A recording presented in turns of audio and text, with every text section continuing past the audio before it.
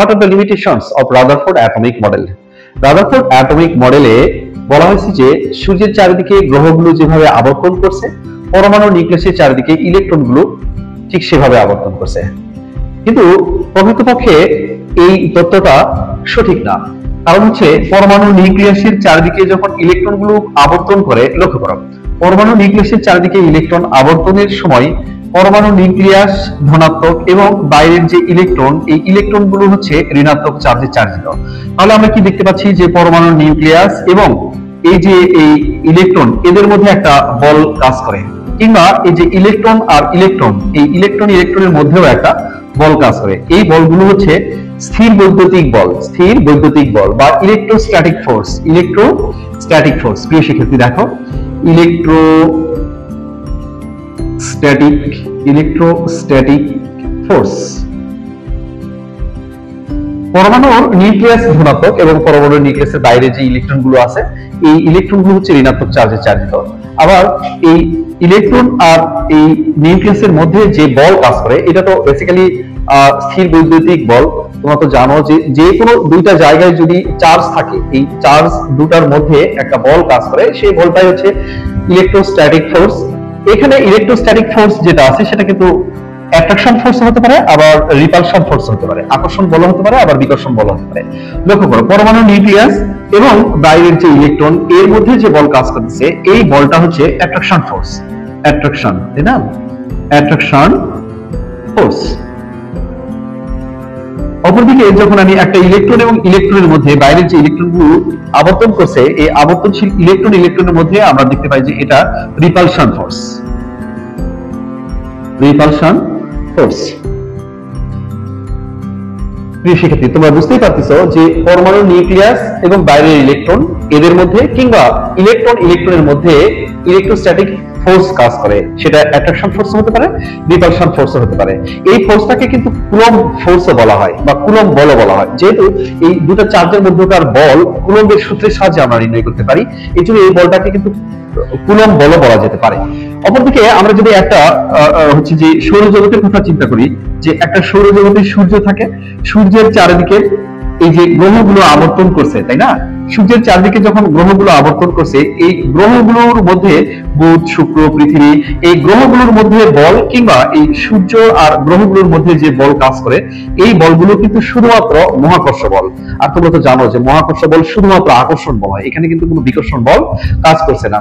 তাহলে এখানকার বলের যে প্রকৃতি আর এই যে পরমাণুর অভ্যন্তরে যে বল কাজ করে, দ্যাট মিন্স এই যে নিউক্লিয়াসের বাইরে যে বল কিংবা ইলেকট্রন ইলেকট্রনের মধ্যকার যে বল, সেই বলের প্রকৃতি কিন্তু এক না। এখানে electrostatic attraction or repulsion force, আর এখানে যে বল কাজ করে সেটা কিন্তু মহাকর্ষ বল কাজ করে, গ্র্যাভিটেশনাল ফোর্স।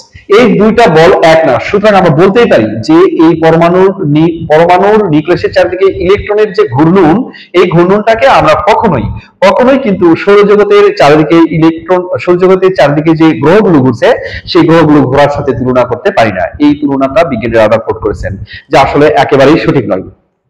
প্রিয় শিক্ষার্থী, এর পরের কথায় আসা যাক। পরের কথা হচ্ছে যে পরমাণু নিউক্লিয়াসের চারিদিকে যখন ইলেকট্রন ঘুরে, তখন একটা নির্দিষ্ট বিন্দুকে কেন্দ্র করে ইলেকট্রন গুলো ঘুরে। ম্যাক্সওয়েল বলছেন যে কোন বিন্দুকে কেন্দ্র করে যদি কোনো বস্তুকণা এরকম আবর্তন করতে থাকে, সেটা ইলেকট্রন বা অন্য কোনো বস্তুকণা যদি এভাবে আবর্তন করতে থাকে, তাহলে সে শক্তি হারায়, শক্তি রিলিজ করে।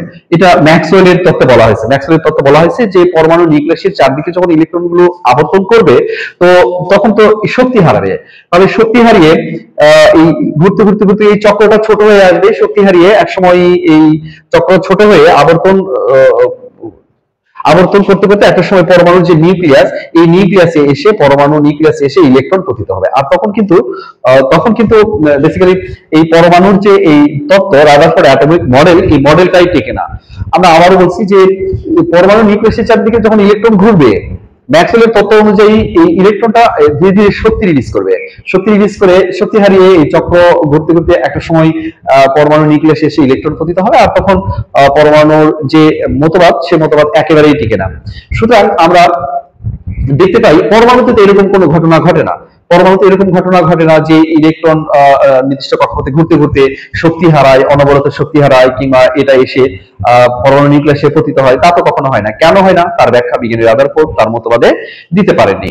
আচ্ছা, এরপরে দেখা যায় যে পরমাণুর যে নিউক্লিয়াসের চারদিকে ইলেকট্রন গুলো ঘুরছে, পরমাণুর নিউক্লিয়াসের চারদিকে যে ইলেকট্রন ঘুরছে, এই ইলেকট্রন গুলো কিভাবে ঘুরছে, বা এই ইলেকট্রন গুলো যে পথ দিয়ে ঘুরছে, এই পথের আকার আকৃতি কেমন, এই পথটা কি একেবারে এরকম বৃত্তাকার, নাকি এরকম ডাম্বেল আকার, নাকি এরকম কোন আকার, সেরকম কোন ব্যাখ্যা বিজ্ঞানী রাদারফোর্ড তার পরমাণু মডেলে দিতে পারেননি। বিজ্ঞানী রাদারফোর্ড পরমাণু মডেলে এটা ব্যাখ্যা করা হয়নি যে পরমাণু নিউক্লিয়াসের চারিদিকে ইলেকট্রন গুলো যে ঘুরছে, সেই ইলেকট্রন ঘূর্ণনের যে কক্ষপথের আকার আকৃতির ব্যাখ্যা বিজ্ঞানী রাদারফোর্ড দিতে পারেননি। এটা একটা বিষয়। এরপরের ঘটনা হলো যে একাধিক ইলেকট্রন পরমাণু নিউক্লিয়াসের চারিদিকে কিভাবে ঘুরছে, অনেকগুলো ইলেকট্রন পরমাণু নিউক্লিয়াসের চারিদিকে কিভাবে ঘুরছে তার কোনো ব্যাখ্যা বিজ্ঞানী রাদারফোর্ড দিতে পারেনি।